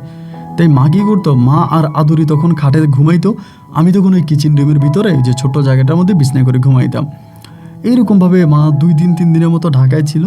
আমি তখনও রিক্সা চালাই। 2-3 দিন পরে মা একদিন আমারে বলতেছে যে আদুরিরে নাকি মার অনেক ভালো লাগে, মা আমার আদুরিরে বিয়ে করাবে। তাই আমি বললাম যে মা এটা তো আমি করবো না, বা মারে মানা করি, কিন্তু না, মা মানবেই না, মা আদুরিরে আমার বিয়ে করাবে। মা একদম বিয়ে করানোর জন্য উঠে পড়ে লাগছে। এই ঢাকার মধ্যে আপনার লাল চা আর বেলা বিস্কুটের বিয়ে তখন আদুরির সাথে আমার হয়ে যায়। আম্মার জোরাজুরিতে আমি আর পারি না, আম্মা আশেপাশের কিছু মানুষকেও জানিয়ে দেয়, তারা সহ আপনার কাজীটা জিয়াই না কোনো রকম আদুরির সাথে আমাকে এখানে বিয়ে পড়াই দেয়। তা আম্মা বিয়ে পড়াই দেওয়ার পর আদুরি আর আমি একসাথে রুমে থাকতাম। আম্মা তখন কিচেন রুমে থাকতো, পাকঘরে থাকতো। এরকম করে প্রায় মাসখানিকের মতো আম্মা ছিল। মাসখানিক পরে আম্মা তখন বলে আমি চলে যাই, তুই বউ নিয়ে পরে বাড়িতে আসিস। তে আম্মা তখন চলে গেল আবার বাড়িতে, আমি তখন আদুরিরে নিয়ে থাকতেছি। এইভাবে আমি তখন আদুরি নিয়ে বাড়িতেও গেলাম, সবাই আদুরিটি দেখলো, শুনলো, জানলো। শুধু আমি আদুরির কাছে অনুরোধ করলাম যে আমি যে তোমার বিয়ে করছি এটা তুমি তোমার মাকে বইলো না, আর আমার ঠিকানাও কোনোদিন তোমার মাকে দিও না। কারণ যেহেতু লোনের একটা ঝামেলা আছে, উনি হয়তো চলে আসতে পারে, আমাকে ধরে নিতে পারে, বা যা ঝামেলা হতে পারে। এই জন্য আমি আদুরির এই কথাগুলো বলতাম। তাই আদুরি ওর মাকে, ওর মা সৎমায়ের সাথেও মাঝে মাঝে কথাবার্তা বলতো, কিন্তু যে বিয়ে হয়েছে, আমার সাথে আছে, আমরা এক ঘরে থাকি, আমরা এইভাবে আছি, এগুলো কিন্তু ওর মারে বলতো না। আর ওর সৎমা কিন্তু এগুলো জানতোও না। এবার এরকম করে আদুরির সাথে আমার সম্পর্কটা ভালোভাবেই কাটতেছে। বিয়ে করার প্রায় 1.5 থেকে 2 মাসের মাথায় একদিন হইল কি, একটা সরকারি অফিসের লোক, বয়স্ক একটা লোক, শরীরের জামা কাপড় খুব একটা ভালো না, সাদা পায়জামা পাঞ্জাবি পরা, এরকম একটা লোক আমারে বললো যে অমুক অফিসে যাবে, একটা সরকারি অফিস। পরে আমি বললাম যে ঠিক আছে চলেন। তো লোকের হাতে একটা ব্যাগ আছে, এবং ব্যাগটা নিয়ে আমি তখন এই লোকটারে আস্তে আস্তে করে আপনার অফিসের দিকে নিয়ে যাচ্ছি। অফিসের কাছে নিয়ে গেছে, তো লোকটার শরীরটা মনে হয় ভালো ছিল না, বারবার আমাদের বলতেছে আমার শরীরটা ভালো লাগতেছে না, তুমি রিক্সা আস্তে আস্তে চালাও। পরে ওনার অফিসের সামনে আসছে, উনি তখন করলো কি, অফিসের ভিতরে ঢুকে গেছে। বয়স্ক লোক, আমার বাবার বয়সও এরকম, অফিসে ঢুকে গেছে। এবং ঢুকে যাওয়ার পরে আমি হঠাৎ করে রিক্সার দিকে তাকিয়ে দেখি সিটের মধ্যে ওনাদের অফিসের একটা 2 তলাওয়ালা একটা ব্যাগ আছে, এরকম একটা ব্যাগ, কালো একটা ব্যাগ পরে আছে। তো ব্যাগটা দেখে আমি তখন চিন্তা করলাম যে ব্যাগটা পরে আছে, এ বয়স্ক লোক মনে হয় ব্যাগটা নিতে ভুলে গেছে, ব্যাগটা দিয়ে আসি। এই বলে আমি তখন রিক্সাটা পার্কিংয়ে দিলাম, দিয়ে আমি তখন ব্যাগটা নিয়ে অফিসের ভিতরে ঢুকে গেলাম। তাই অফিসের ভিতরে ঢুকতেছি, ওই সময় দারোয়ানটা ছিল না, দারোয়ানটা ওই সাইডে ছিল, ফাঁকা ছিল গেটটা, আমি গেটে দিয়ে ঢুকে গেছি। ঢুকে যাওয়ার পরে ওইখানে যে অনেকগুলো লোক বসে আছে, এগুলোর সাথে আমি বসে আছি। বসে থাকার পরে অনেকক্ষণ ধরে বসে আছি। বসে থেকে আমি চিন্তা করলাম যে ওনার তো আমি নামও জানি না, কিছু জানি না, ভিতরে ঢুকে গেল, আমি কতক্ষণ বসে থাকবো। এরপরে করলাম কি, ওইখানে একটা মহিলা বসে আছে রিসেপশনের মধ্যে আর কি। আমি মহিলারা বললাম যে আপা, একটু আগে বয়স্ক করে একটা লোক গেল, উনি একটা ব্যাগ রেখে গেছে, আমি ওনার ব্যাগটা দেওয়ার জন্য আসছি। পরে বলে বয়স্ক লোক একটু আগে আসছে, পরে বলে একটা নাম বলেছে, উনি নাকি? আমি বললাম না, আমি ওনার নাম জানি না। পরে আমার একটা ছবি দেখাইলো ওনার মোবাইলে বলতে ল্যাপটপের মধ্যেই, যে উনি নাকি দাঁড়িয়ে আছে, পাঞ্জাবি আছে। বললাম হ্যাঁ এই লোকটা। বলে ঠিক আছে আপনার বসান, আমরা ওনাকে টিকে দিচ্ছি। তো এই বলার পরে আমি তখন ওই জায়গায় আমি তো বসে আছি। কিছুক্ষণ চিন্তা করলাম ব্যাগটার মধ্যে কী আছে, ওই লোকটাও আসতেছে না। মানে মেয়েটা বললো ডাকতেছে, উনি আসবে, তো উনিও আসতেছেন, অনেকক্ষণ হয়ে গেল। জি ব্যাগটার মধ্যে কী আছে আমি একটু খুলে দেখি। পরে ব্যাগের সিনটা খুললাম, খোলার পরে দেখলাম কিছু কাপড় চোপড়, মানে কাপড় চোপড় বলতে সরি কিছু মানে পেপার্স আর কি, এরকম কিছু পেপার্স, এবং পেপার্সগুলোর নিচেই দেখলাম অনেকগুলো টাকার বান্ডিল, 500-1000 টাকার অনেকগুলো বান্ডেল, মানে বান্ডেল করা টাকাগুলো ব্যাগের মধ্যে। আর এই টাকাগুলো দেখার পরে আমার শরীরটা তখন একটা কাঁপ দিয়ে উঠছে কিরে, এটার মধ্যে তো টাকা, ভিতরে তখন লোভও ঢুকে গেছে। এবার আমি করলাম কি, ব্যাগের সিনটা আবার মারলাম, মাইরা অনেকগুলো লোকের সাথে তখন বেরিয়ে যাব, মানে এরকম একটা চিন্তা ভাবনা, বেরিয়ে যাব। আর বেরিয়ে যাচ্ছে, ওই সময় দারোয়ান বেটা আমাকে ধরে বসছে, ধরে বলে আপনি অফিসের ব্যাগ নিয়ে কই যাচ্ছেন। আমার পরে তো লুঙ্গি ছিল, আমি তো রিক্সা চালাই, কোমরে গামছা বাঁধা। পরে আমি বললাম, মানে আমারে বলে যে এই আপনি আমাদের অফিসের ব্যাগ নিয়ে কই যাচ্ছেন, এই দারোয়ানের সাথে বাক বিতণ্ড হতে হতে হঠাৎ করে ওই লোক তখন আসছে দৌড়ে, আইসা রিসিপশনে মহিলারা বললো, মহিলা তখন দেখাই দিল ওই জায়গায়। পরে ওইখানে গিয়েই ধরে বলে এই ওনাকে ছাড়া, ওনাকে ভিতরে আসতে দাও। পরে আমার ভিতরের দিকে নিয়ে গেলো, ওনার মানে রুমে নিয়ে গেছে। রুমে নিয়ে যাওয়ার পরে মানে রুম বলতে ওনার অফিসে নিয়ে গেল, বিশাল বড় অফিস, মানে এত বড় অফিস। আমি অবাক হয়ে গেলাম, কিরে ওনার পোশাক আশাক দেখলে মনে হয় না যে উনি এত বড় অফিস। তখন হাতের মধ্যে টাকাগুলো আছে, আমি যদি জানতাম যে এটার মধ্যে এই টাকা আছে, আমি কিন্তু কখনোই এই টাকা নিয়ে ঢুকতাম না ভাই, আমি জানি না টাকা। পরে মানে গেছি, যাওয়ার পর অফিসে যাওয়ার পর উনি বললো, ফিওনকে বললো চা দেওয়ার জন্য। পরে আমার বললো তোমার নাম কি, আমি বললাম আমার নাম ইয়াসিন। বলে বাড়ি কে, আমি বললাম যে রংপুর। পরে আমারে বলে যে ব্যাগটার মধ্যে কি আছে তা জানো তুমি, আমি বললাম জি স্যার জানি। তা কি আছে, আমি বললাম স্যার টাকা আছে। যে তুমি জানো টাকা আছে, আমি বললাম জি স্যার টাকা আছে আমি জানি। তাই বলে টাকা থাকার পরেও তুমি টাকা নিয়ে পালাই গেলে না কেন। তা আমি যখন চিন্তা করছি আমি তো ধরা খাইয়েই গেছি, বা ওনারা আমি টাকা ফিরেই দিব। তা আমি একটু কৌশল করে বললাম যে স্যার আমার টাকার প্রতি কোনো লোভ নাই, রিক্সা চালাই, গরিব মানুষ, যা পাই তা দিয়েই সংসার চলে, এত লোভ লালস আমার ভিতরে নাই। পরে আমার বলে সত্যি কি কোনো লোভ তোমার ভিতরে নাই, আমি বললাম না স্যার, লোভ থাকবে কোত্থেকে, লোভ থাকলে তো টাকা নিয়ে বাইকে যাইতাম। পরে উনি অফিস থেকে মানে ওই তোনার চেয়ার থেকে উঠে আমাকে জড়ায় ধরে আমারে বলে যে তুমি সত্যি অনেক ভালো মানুষ, তোমার মতো ভালো মানুষ যদি পৃথিবীতে থাকতো, আমাদের দেশে থাকতো, তাহলে আমাদের দেশটা এইভাবে অধপতন হতো না, তুমি অনেক ভালো মানুষ। এই আমি তোমার সাথে তোমার বাসায় যাব, কি আছে তোমার বাসায়। আমি বললাম আমার বাসায় আমার ওয়াইফ আছে আর আমি আছি, আর গ্রামে আমার বাবা মা আছে, বৃদ্ধ বাবা মা, এবং আমার ভাই বোন আছে। পরে আমারে বলে যে তুমি অনেক ভালো মানুষ, আচ্ছা কী চাও তুমি আমার কাছে বলো তো, তুমি আমার এতগুলো টাকা ফিরিয়ে দিলা, তুমি একজন সৎ মানুষ, কী চাও আমার কাছে। আমি জানি না কোত্থেকে জানি ওই সময় একটা গুঞ্জন উঠেছিল হজের, অনেক মানুষ হজে যাইতো, আমাদের এলাকার মেম্বার হজে যাবে। আমার মা আমারে বলছিল, দিন বাড়িতে গেছে, মেম্বার মিলাদ পড়াইছে, মিলাদ ফিরছে। হঠাৎ করে আমার ভিতরেই হঠাৎ করে আর কি এটা জাগ্রত হইলো। আমি ওনারে বললাম যে আমার আব্বার অনেক হজ করার শখ, তা আমি তো রিক্সা চালে আমার আব্বারে হজ করাইতে পারবো না, যদি আমার আব্বার আমি একটু হজ করাইতে পারতাম। এটা বলার পরে লোকটা একটু আবেগ প্রবণিত হয়ে গেল, লোকটাও একরকম একটু ইমোশনালি মতো কান্না করে দিল, দিয়ে আমারে বলতেছে যে তোমার বাবারে আমি হজে পাঠাবো, তোমার আব্বার আমি হজে পাঠাবো, তাই তুমি মন খারাপ করো না, এইটা আমার কার্ড, আমার কার্ড, আর চলো আমি দারোয়ানের সাথে পরিচয় করাই দিই। পরে আমার কিছু টাকাও দিতে চাইছিল, আমি টাকা নেই। পরে দারোয়ানরা এসে বললো যে এই লোকটা যে কোনো সময় আমার অফিসে আসতে চাইলে তারা আমার অফিসে ঢুকতে দিবা। তো এবার আমি রিক্সা নিয়ে বেরিয়ে গেলাম। বেরিয়ে যাওয়ার পর ওই দিনে রিক্সা চালাই নাই, দুপুরবেলা আমার বউয়ের কাছে গেছি, যাইয়া বউরে বললাম, মানে আদুরিরে বললাম, যে আদুরিও তখন গার্মেন্টসে চাকরি করতো, ওই দিন আদুরিও ছুটি ছিল, ওই গার্মেন্টসে যাই না, ওই ঘরে আছে। অরে কইলাম যে আদুরি এই ঘটনা।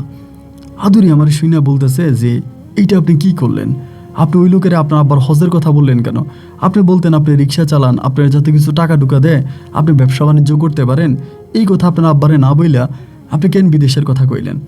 আমি বললাম যে দেখো আসলে কি বলবো, ওই সময় হঠাৎ করে মুখ দিয়ে যেটা আসছে সেটাই বলে দিছি, এত হিসাব নিকাশ করে তো আর কথা বলি নাই, মুখে যেটা আসছে সেটাই বলছি, আমি অত চিন্তা ভাবনা করি নাই। পরে আমারে বলতেছে যে আপনি আসলেই একটা বোকা মানুষ, এত বোকা মানুষ হয় নাকি, এখন আপনার আব্বার হজে পাঠাইবেন, দেখেন আপনার আব্বার হজে না পাঠাইয়া লোকের কাছ থেকে টাকা নেওয়া যায় কিনা।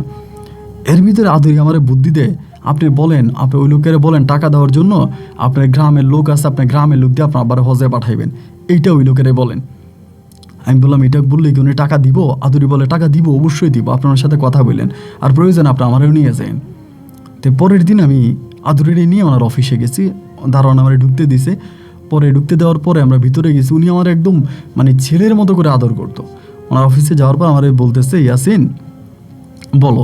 আমি বললাম যে কাকা স্যার কি বলবো, আমার আব্বার এলাকার এক লোক হজে যাবে, আমাদের এলাকার মেম্বার সাহেব উনি হজে যাবে, তো আমার আব্বা বলতেছে ওই মেম্বারের সাথে টাকা জমা দিবে, আমাদের এলাকাতে ট্রাভেল এজেন্সি আছে, ওইখানে টাকা জমা দিবে, ওইখান থেকে আমার আব্বা হজে যাবে। আপনার সাথে কথা বলতে আসছে, আপনি আসলে পাঠাবেন কিনা? উনি বলে হ্যাঁ পাঠাবো। তো তোমার আব্বার হজে যেতে কত টাকা লাগবে আমারে জানাও, আমি তোমারে টাকা ম্যানেজ করে দেবো। এইভাবে হঠাৎ করে বলতেছে। আমি তো ভাই তখন অবাক হয়ে গেলাম, যিনি নিজ থেকে আমাকে টাকা দেওয়ার জন্য প্রস্তুত বাড়াচ্ছি। পরে আমি বললাম যে ঠিক আছে, আমি মেম্বার সাহেবের সাথে কথা বলে আগামী দিন আবার আসবো। ওই দিন চলে গেলাম, এরপরের দিন আবারও আসছি। আইসা বললাম যে এত টাকা লাগবে, প্রায় 5 লাখ টাকার মতো চাইছি, যে 5 লাখ টাকা লাগবে। মানে এত ভালো মনের মানুষ, এত সাদা মনের মানুষ এই দুনিয়াতে আছে বলে আমার মনে হয় না। এই টাকাগুলো নিয়ে উনি আমার ওয়াইফরে নিয়ে ডিরেক্টলি গ্রামে গেছে, আমার আব্বার কাছে গেছে। মানে আব্বারে আগে থেকে আমি বলে দিছি ফোন করে এমন এমন, আব্বাও তখন বলে যে ঠিক আছে আসুক।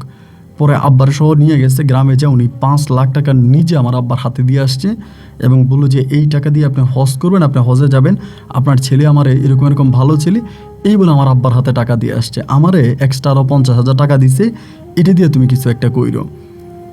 এরকম মানুষ আমি আর আমার জীবনে দেখিনি আর কি। পরে আমার আম্মা, আমার বউ আর আমার আম্মা মিলে আমার আব্বারে বলতেছে আপনি হজে যাবেন, আপনার ছেলে মেয়ে এগুলো না খেয়ে থাকবে, একটা কাজ করেন, এই টাকা দিয়ে আপনি ইয়াসিনকে বিদেশ পাঠিয়ে দেন। এটা মাও বলছে, আমার বউও বলছে। তো আমার আব্বার কিন্তু হজে যাওয়ার ইচ্ছা ছিল। টাকাগুলো পাওয়ার পরে আব্বা আসলেই মনে চাইছিল ওনার হজে যাইতে। আমি আব্বার মন মানসিকতা দেখে বুঝলাম। তো আমার বউয়ের কথা আর মায়ের কথা চিন্তা করে আব্বা তখন রাজি হয়ে গেল। আর আমার বউ আবার আমার মা আব্বারে বুঝাইছে আগে ইয়াসিন বিদেশ যাক, এরপরও টাকা পয়সা কামাক, আপনার আরও ছোটো দুটো ছেলে আছে তাদেরকেও বিদেশে নিয়ে যাক, এরপরে টাকা পয়সা কামাইলে আপনার স্বামী স্ত্রী দুজনে একসাথে হজে যাবেন, সমস্যা কি? এই কথা আমার আব্বা তখন কী করলো, আমার বউ আর আমার মা আমার আব্বারে বুঝাইলো। আব্বা বুঝ মতো রাজি হইলো। তা আমরা ওই লোকটার সাথে মিথ্যা বলছি, ওই লোকটা টাকা দিয়ে গেছে, আমরা বলছি আমার আব্বারে হজে পাঠাইছি, কিন্তু আমরা আমার আব্বারে হজে পাঠাই নাই। আব্বা ওনার সাথে কথাবার্তা বলছে, আব্বা হজে গেছে, হজ করে আসছে, কিন্তু মূলত আব্বা হজে যায় নাই। ওই টাকা দিয়ে আমি তখন পাসপোর্ট করে আমি তখন বিদেশের জন্য লাইন দিই। বিদেশের জন্য লাইন দিয়ে এমনি কিছু টাকা আমি মাইরও খাই, যে কোনো একটা পারপাসে ওইটা না বলি, ওইটা টাকা কিছু টাকা মাইর খাওয়া হয়। বাকি টাকাগুলো দিয়ে পরে আমি ওমানের একটা দেশ আছে, ওমানের জন্য লাইন দিই। প্রথমে একটা দেশের জন্য লাইন দিই, ওইখানে মাইর খাই প্রায় 1-1.5 লাখ টাকার মতো। আরেকটা জায়গায় আরও কিছু টাকা মাইর খাই, 2টা মাইর খাওয়ার পরে বাকি টাকাগুলো দিয়ে এবার আমি ওমানের জন্য লাইন দিই। ওমানে লাইন দিলাম, পরে আলহামদুলিল্লাহ আমার ওমানের ভিসা অনেক সহজে হয়ে গেছে, যাই ঝামেলা ছাড়াই ওমানের ভিসা হয়েছে। পরে আমি ওমানে চলে যাই। ওমানে চলে যাওয়ার পরে একটা আরবির বাসায় তখন আমার চাকরি হয়। আরবির বাসায় আমি ওনার বৈঠকখানা আছে, বৈঠকখানা পরিষ্কার করি, ওনার গাড়ি টাড়ি পরিষ্কার করে দিই, ওনার গার্ডেন আছে, গার্ডেন দেখাশোনা করি। তাই এরকম করে ওনার বাসায় কাজ করি। তখন আমি বেতন পাইতাম আপনার 50, ওই দেশি টাকায় 50 টাকা আমি বেতন পাইতাম। তো ওই দেশের আবার টাকার অনেক ডিমান্ড, অনেক ডিমান্ড, বাংলাদেশি টাকার সাথে অনেক ডিমান্ড। তো আমি 50 টাকা বেতন পাইলেও বাংলাদেশি টাকায় 10,000 15,000 টাকা হয়ে যেত। তো টুকিটাকি বাড়িতেও টাকা পয়সা পাঠাইতাম, আমার বউর সাথেও কথাবার্তা বলতাম, আমার বউ আমার সাথে কথা বলতো ফোনে, আমি আমার বউর সাথে কথাবার্তা বলতাম। ওই সময় আবার ইমো চালু হয়, তাই ইমোতে আমার বউর সাথে কথা বলি, আমার বউ আমার সাথে কথাবার্তা বলে। এমন করতে করতে আমার বউ আমি আসার কিছুদিন পরে আমার বউ কিন্তু আবার প্রেগনেন্ট হয়, ওর পেটে বাচ্চা আসে। পর আমার একটা মেয়ে হয়। তো মেয়েটা হওয়াতে আমি অত্যাধিক খুশি, আলহামদুলিল্লাহ। আল্লাহ আমার দিকে ফিরে তাকাইছে, আমার একটা কন্যা সন্তান হয়েছে। আর মেয়েটা হয়েছে পরে আস্তে আস্তে করে আমার শাশুড়ি তখন আমাদের বাড়িতে যাতায়াত করতে শুরু করে। ওই যে আসমা, ওই আমার বউ আদরির আর কি যাতায়াত করতে শুরু করে। পরে উনি আমার বাড়িতে আসতো, যাইতো, আমার বাড়িতে থাকতো। এরকম করে আমি প্রায় আপনার 1.5 বছরের মতো তখন ওমানে আসি, 1.5 থেকে 2 বছরের কাছাকাছি। 2 বছর পরে আমি তখন বাড়িতে আসি ছুটিতে। 2 বছর পরে ছুটিতে বাড়িতে আসি, আমার মেয়েটাও তখন মোটামুটি বড় হয়। আমি মেয়েটার আদর করে ভালোবাসি। ওই সময় আসমা চাচিও কিন্তু আমার শাশুড়ি হয় আর কি, উনিও কিন্তু আমার বাড়িতে আসছে। আবার আমার শ্বশুরও কিন্তু আমার বাড়িতে আসতো, সবার সাথে আমার সম্পর্ক মোটামুটি ভালো হয়ে যায়। আবার আসমা চাচি কিন্তু আর ওই ওনার হাজব্যান্ডের কাছে যায় নাই, এমনি ওই যে আদরির দেখার জন্য আসতো, আদরির আমার বাড়িতে আসতো। 2-3 মাসের মতো বাড়িতে ছিলাম, ছুটিতে থাকার পরে আমি আবারও চলে আসছি। তা আমি চলে আসছি। আসার আগে বাড়িতে একটু ঝামেলা হয়েছিল যে কোনো একটা বিষয় নিয়ে, আমার ওয়াইফের সাথে, আসমার সাথে, আমার ওয়াইফ আদরির সাথে একটু ঝামেলা হয়েছিল। তা এই ঝামেলার বিষয় নিয়ে আমি তখন ওমানে আসার পরেই আমার শাশুড়ি আসমার সাথে কথা বলি যে দেখেন আপনার মেয়ে তো এগুলা করছে এমনি। পরে উনি আমার বলতেছে, বাজান রে, আমি তো অনেক দিন ধরে তোমার বাড়িতে আসি, তোমার বাড়িতে ছিলাম, এখন আমার নিজের মেয়ে, আমি কি বলবো? একটা কথা বলতে গেলে সবাই মনে করবে যে আমি আমার সৎ মেয়ের নামে বদনাম রটাইতেছি, সৎ মেয়ের নামে বদনাম দিতেছি, এটা অনেকেই বলবে। তো তোমার একটা কথা বলি, আমার মেয়েটার কিন্তু চরিত্র ভালো না। তা আমি বললাম আমি আসলে এটাই ভাবছি যে উনি ওনার মেয়ের নামে বলতেছে, কারণ উনি তো আর মেয়েরে দেখতে পারে না, মেয়ের সাথে ওনার সম্পর্ক ভালো না। পরে আমি বললাম যে কি চরিত্র ভালো না? পরে বলতেছে তোমাদের বাড়ির অমুক অমুক লোকের সাথে আমার মেয়ের অবৈধ সম্পর্ক আছে, অনেকবার আমি দেখছি আমার এই এরকম তোমার বউ ওই লোকের সাথে এরকম অন্ধকারে বসে বসে কথা বলতে, বা এরকম অনেক ঘটনা তখন হচ্ছে উনি আমারে বলতেছে। তো বলার পরে আমার ভিতরে তখন খারাপ লাগলো, লাগার পরে আমার শাশুড়ি আমাকে সত্য বলে না মিথ্যা বলে এটা জানার জন্য তখন আমি কি করলাম, আমার ছোটো ভাইয়ের বিষয়টা বললাম। ছোটো ভাইরে বললাম যে রে তোর ভাবির সাথে অমুকের কোনো সম্পর্ক আছে কিনা, বা অমুক আমাদের বাড়িতে আসে কিনা, বা তোর ভাবি অমুকের বাড়িতে যায় কিনা। তে আমার ছোটো ভাই সপ্তাহখানিক বা 15 দিন পরে আমারে কইতেছে ভাইয়া আসলে কথা সত্য, ভাবির ওর লোকে একটা খারাপ সম্পর্ক আছে, ওই ভাবির কাছে যায়, ভাবি ওর কাছে আসে, এরকম এরকম। তা আমরা ওরা মানা করে দিছি যাতে আমাদের বাড়িতেও না আসে, আমাদের বাড়িতেও না আসে, আমরা ওরা মানা করে দিছি, তাই এরকম এরকম। পরে আমি বললাম যে ঠিক আছে মানা করে দিছি, ভালোই সো যাতে আমাদের বাড়িতে না আসে। তো ও আর আমাদের বাড়িতে আসতো না, আদুরিও আর যাইতো না। এরই মাঝে ওরে মানা করার পরে আদুরি আমার সাথে খুব ঝগড়া করে, আমাকে ফোন দিয়েই মানে খারাপভাবে আমার সাথে কথাবার্তা বলে, আপনি আমার সন্দেহ করেন, আমার কারণে আপনি বিদেশ যেতে পারছেন, আপনি তো আপনার আব্বার জন্য টাকা চাইছেন, আমি আপনার বুদ্ধি দিছি, বুদ্ধি দিয়ে আমি আপনার বিদেশ পাঠাইছি, আজ আপনি বিদেশ করেন, আপনি আমারে ধমক দেন, এরকম এরকম। আমি আদুরিরে বললাম যে আদুরি একটু অপেক্ষা করো, আমার কিছু টাকা পয়সা হলে আমি আব্বার হজে পাঠাবো, যেহেতু আব্বার হজের টাকা আমি বিদেশ আসছি, আব্বার আমি হজে পাঠাবো না। ও এরকম খারাপ কাজ ঝগড়া ঝাঁটি ঝামেলা করেই করে, এবং একটা পর্যায়ে আমার ছোটো ভাইকে ওভারটেক করে ফেলে। আমার ছোটো ভাইরে মানে না, আমার ছোটো ভাইয়ের কথা না শুনে ওই ছেলের কাছে চলে যায়, ছেলের নাম নজরুল, এই নজরুলের কাছে চলে যায়, নজরুলের সাথেও খারাপ সম্পর্ক করে, নজরুলের সাথে এখানে ওইখানে বিভিন্ন জায়গায় যায়, এইরকম খবরাখবর আমার এলাকার লোকজনও তখন আমাকে বিভিন্ন জনে দিচ্ছে। পরে আমি দেখলাম আদুরির কাছে বিচার কার কাছে দেবো, আদুরির বাবা তো একটা প্যারালাইজড হওয়ার মতো রুগী, উনি সারাদিন ঘরের ভিতরেই থাকে, শোয়া থেকে উঠতে পারে না, ওর ভাই বোন যারা আছে, সৎ ভাই বোন যারা আছে তারা বিভিন্ন জায়গায় কাজ করে, একমাত্র আদুরির গার্ডিয়ান ছিল ওর সৎ মা আসমা ছিল আদরের একমাত্র গার্ডিয়ান। পরে আমি চিন্তা করলাম যে আমি আসমার এই কথাগুলো জানাই, মানে ওনারাই আমি কথাগুলো বলি যে ওনার মেয়ে এরকম এরকম ঘটনা ঘটাইতে আছে এবং ওনার মেয়ের উনি বিচার করুক, এরকম করে আমি তখন ওই আসমার কাছে বলার জন্য প্রস্তুতি নিলাম আর কি, মানে আমার শাশুড়ির কাছে। পরে একদিন শাশুড়ির ফোন দিলাম, ইমোতে ফোন দিয়া বললাম যে এমন এমন ঘটনা, আমি এখন কি করবো, আপনি আমার বুদ্ধি দেন, আপনি আমার বুদ্ধি, আমার একটা মেয়ে হয়েছে, মেয়েটাও বড় হইতেছে, আর ইতিমধ্যেও আমার সাথে এগুলো করে, আমার কোনো কথা মানে না, কোনো কথা শোনে না, আমার ছোটো ভাইরে পর্যন্ত ওভারটেক করে গেল, আমার ছোটো ভাইরে গালমন্দ করলো, আমার ছোটো ভাইয়ের গায়ে পর্যন্ত হাত তুললো, এগুলো করে আমি এখন কি করব। তাই উনি বলে যে ঠিক আছে আমি যাইতেছি, আমি ওইখানে গিয়ে আমি সব ঠিক করব। তো এরকম তখন আসমা এই বাড়িতে আসলো, মানে আমার শাশুড়ি এই বাড়িতে আসলো। আসার পরে এই শাশুড়ি তখন আদরিতে শাসন শুরু করলো, এই তুই এরকম করিস কেন, ওরকম করিস কেন। এই শাশুড়ির আদরে মানে শাসনে আদরে মোটামুটি ভালো হয়ে গেছে, মানে অনেকটা ভালো হয়ে গেছে। আমার ছোটো ভাইও বলে আপনার শাশুড়ির সাথে ভালো হয়েছে, আমার মাও বলে, আমার বাবাও বলে তোর শাশুড়ির সাথে ভালো হয়েছে, এই কিন্তু তোর শাশুড়ির ভয় পায়, আর মোটামুটি এখন সব ঠিক আছে। তো এরকম করে ও যখন একটু একটু ভালো হলো, পরে আবার আমার শাশুড়ি ওনার বাপের বাড়িতে চলে গেছে। তো কিছুদিন পরে আমার শাশুড়ি আমারে বলতেছে যে ইয়াসিন তোমার একটা কথা বলি, তুমি তো আমার মেয়ের বিয়ে করছো, হিসাব করলে তুমি আমার মেয়ের জামাই। এখন আদরি যদিও আমার মানে সৎ মেয়ে হয়, আমি ওর নিজের মেয়ের মতোই দেখি।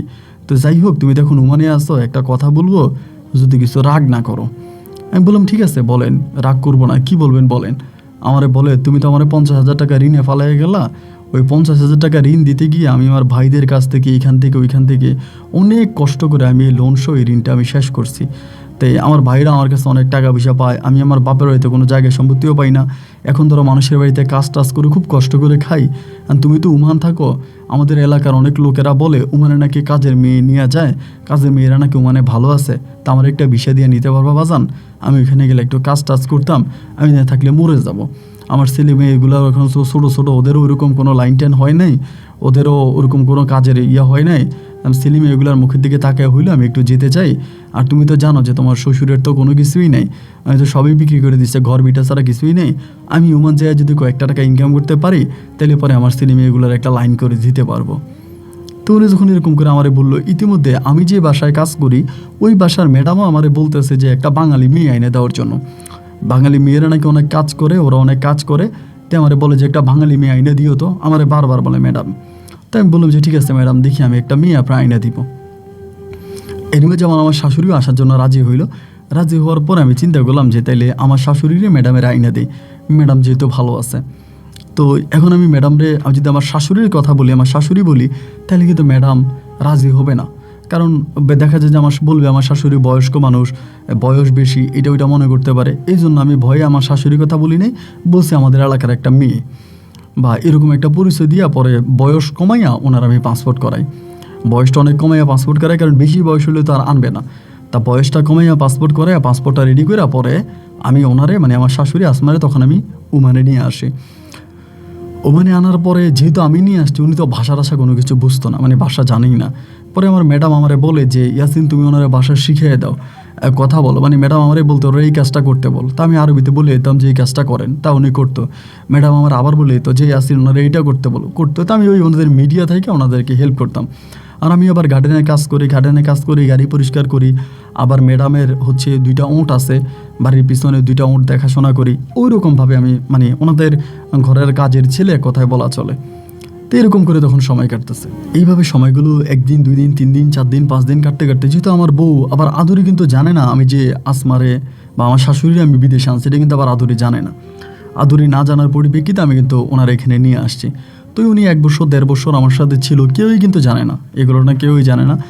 1-1.5 বছর পরে যখন আপনার করোনা আসছিল, 2020 সালের কথা বলি, 20 সালে যখন করোনা আসে, এখন করোনাটা আসার পরে কেউ তো আর ঘর থেকে বেরোইতে পারে না, আমরাও ঘর থেকে বেরোইতে পারি না, সবসময় ঘরের মধ্যেই থাকি। এবং ওই অবস্থার ভিতরে তখন আমার শাশুড়ির সাথে আমার মোটামুটি আমরা এক রুমেই থাকতাম, আড্ডা টাড্ডা দিতাম এমনি সামনে। আমার শাশুড়ির সাথে মোটামুটি ওই যে আগের একটা সম্পর্ক ছিল। যেহেতু আমার বউ দেশে থাকে, আমি ওইখানে থাকি, আমি বাস্তবতার জন্য কথাগুলো বলি, কি করব, বিপদে পড়ে জানাইতে হচ্ছে। তো একটা সময় আমার শাশুড়ির সাথে আমার ওই সম্পর্কটা আবার শুরু হয়, আগে যেরকম ছিল আর কি। তাই ওরকম আবারও যেহেতু আমরা আগেই ফ্রি ছিলাম, তাই মোটামুটি আর অনেকটা ফ্রি হয়ে যায়, পরে আবারও আগের মতো ওই ধরনের সম্পর্ক হতে শুরু হয়।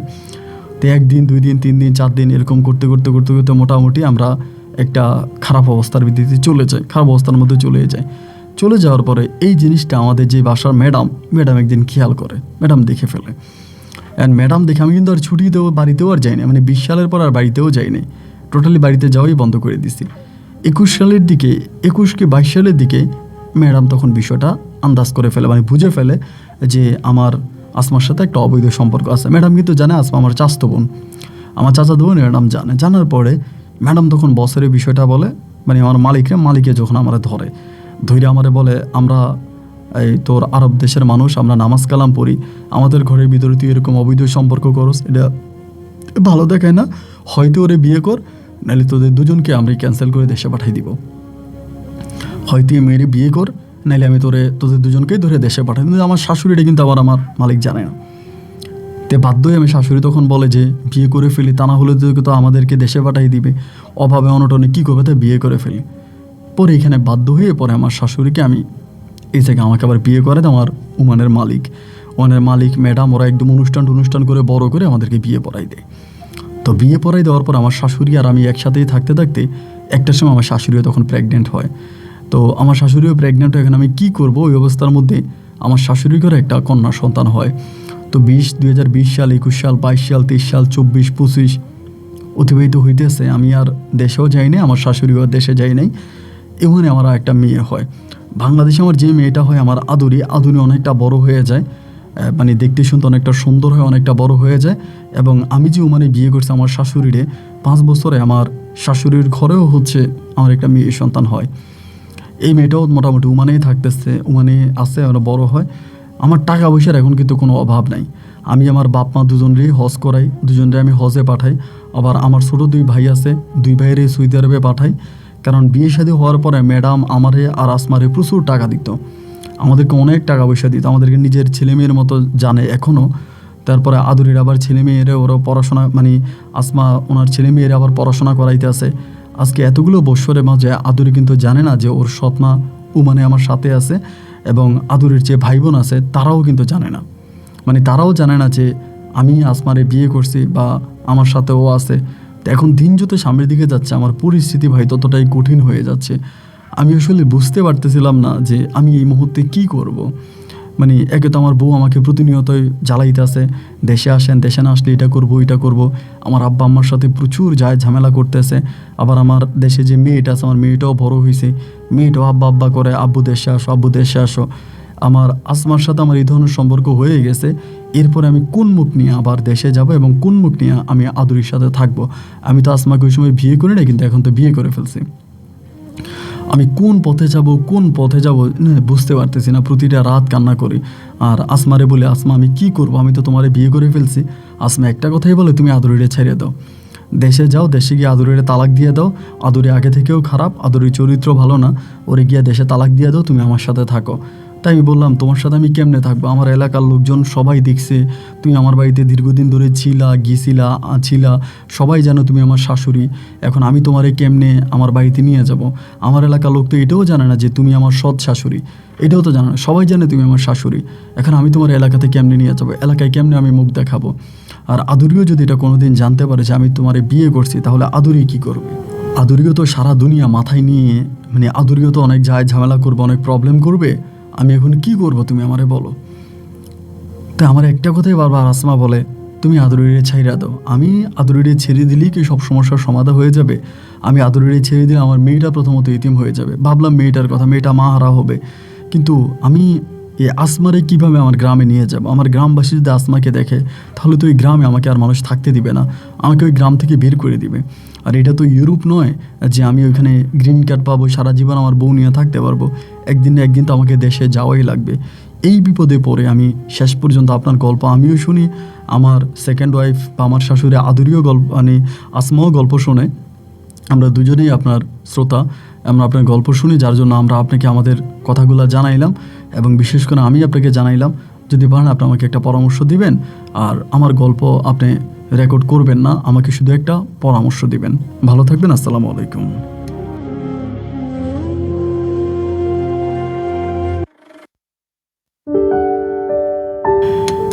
প্রিয় বন্ধুগণ, সবাইকে অনেক বেশি ধন্যবাদ এই পর্যন্ত আমার সাথে থেকে রংপুরের ভাই ইয়াসিনের জীবনের হৃদয় বিদারক তাজ্জব বাস্তব গল্পটা শোনার জন্য।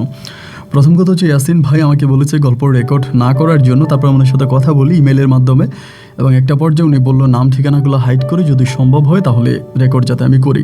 শেষ পর্যন্ত উনি অনুমতি দেয় এবং অনুমতি দেওয়ার কারণে আমি গল্পটা রেকর্ড করি। এখানে একটা বিষয় আছে,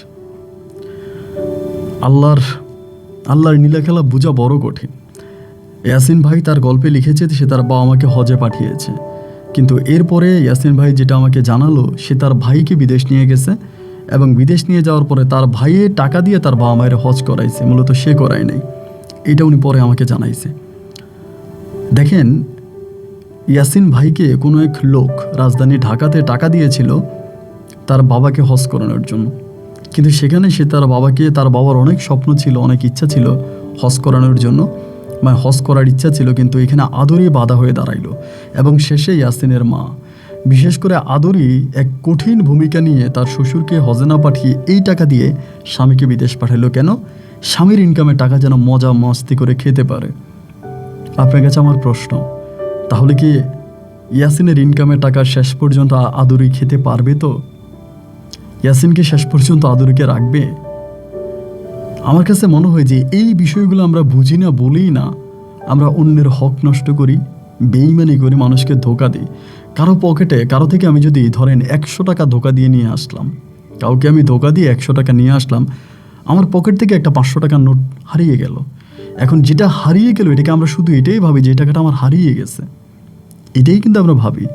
যদি আমরা এইটা না ভেবে এইটা ভাবতাম যে ওনার কাছ থেকে 100 টাকা অসৎ উপায়ে আনার কারণে আমার পকেট থেকে 500 টাকা পড়ে গেল, এরপরে কিন্তু আমরা আর কোনোদিন কারো কাছ থেকে অসৎ উপায়ে টাকা ইনকাম করার চেষ্টা করতাম না। এবং এটাই কিন্তু হয়। আর এটা যারা বুঝে এরাই আল্লাহকে মানে, আর এরাই ভালো পথে থাকে। এই আদরি তার শ্বশুরকে হজ না করিয়ে স্বামীকে বিদেশ পাঠিয়েছিল। আর এই কারণে আমার কাছে আজ যেটা মনে হচ্ছে যে আগে পরে আদরির সাথে ইয়াসিন থাকবে না। এরপরও আপনারা যারা গল্প শুনেছেন, এটা ছিল আমার পরামর্শ, আমার কথা। আপনারা যারা গল্প শুনেছেন, আপনারা অনেক বিজ্ঞ মানুষ, আপনারা মেহেরবানি করে কমেন্ট বক্সের মাধ্যমে ইয়াসিন ভাইকে একটা সঠিক পথ দেখিয়ে দিবেন। এই বেটা আজকে অনেক বছর হয়ে গেছে, দেশে আসতে পারতেছে না, তার বাবা মাও অসুস্থ, মৃত্যুসজ্জায়, তাদেরকেও দেখতে পারতেছে না, এবং সর্বোপরি সে খুব বড় বিপদে আছে। যার জন্য আপনাদের কাছে আমি অনুরোধ করব, আপনারা কমেন্টের মাধ্যমে ইয়াসিনকে একটা সঠিক পরামর্শ দিবেন। সবাই ভালো থাকবেন, সুস্থ থাকবেন, এই শুভকামনায় আজকের মতো এখানেই বিদায়। ইনশাল্লাহ দেখা হবে অন্যদিন অন্য কারো বাস্তব জীবনের গল্প নিয়ে। আল্লাহ হাফেজ অ্যান্ড আসসালামু আলাইকুম।